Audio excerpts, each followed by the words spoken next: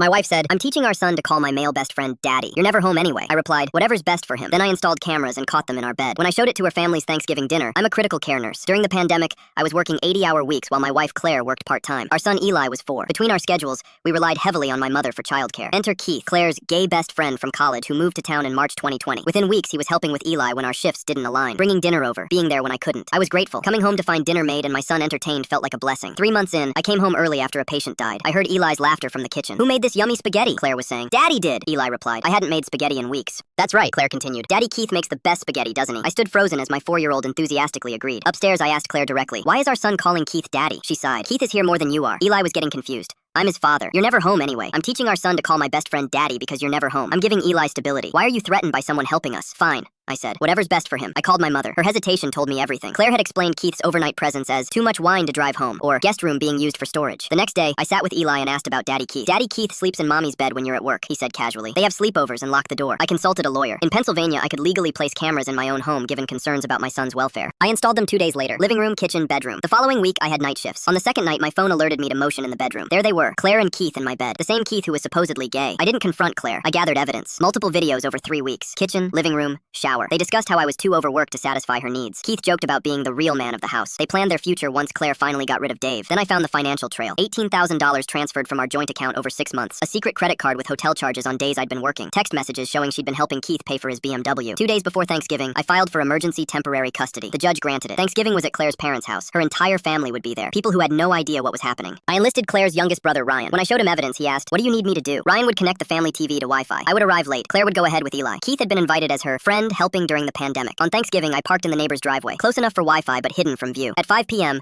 when everyone was gathered for drinks, Ryan texted, "Now." I connected to the smart TV and began streaming. Not explicit bedroom scenes, but Claire and Keith kissing in the kitchen, discussing their relationship. Keith instructing Eli to call him Daddy. Claire laughing about how clueless I was while transferring money. Ryan described it. Claire's mother dropping her wine glass. Her father knocking over his chair. Keith trying to leave, blocked by Claire's brothers. Claire frantically trying to turn off the TV. I waited 5 minutes, then walked in wearing my scrubs. "Sorry I'm late. I see you've all been catching up." Claire stood frozen, drained of color. Keith was cornered as Claire's brothers loomed over him. "Dave," Claire's father spoke, voice shaking. "What is this?" "This is why I'm filing for divorce and full custody of Eli." I walked to where Eli was playing with his cousins, unaware. I knelt and hugged him. "I need to take Eli home." Claire found her voice. "You can't just take him. That's my son." Her own mother turned on her. "Be quiet, Claire. You've done enough." I showed the temporary custody order. "I have temporary custody. We'll discuss visitation through lawyers." As I carried Eli out, her father followed. He put his hand on my shoulder. "We're on your side. Whatever you need." The legal process took 8 months. Claire tried everything, claiming the videos were illegal. They weren't. Saying I was unstable, suggesting Keith was just a friend. The judge wasn't impressed. The financial evidence was damning. I was awarded primary custody. Claire got supervised visitation pending parenting classes. Our house was sold, my portion secured for Eli's future. Claire was ordered to repay the money with interest.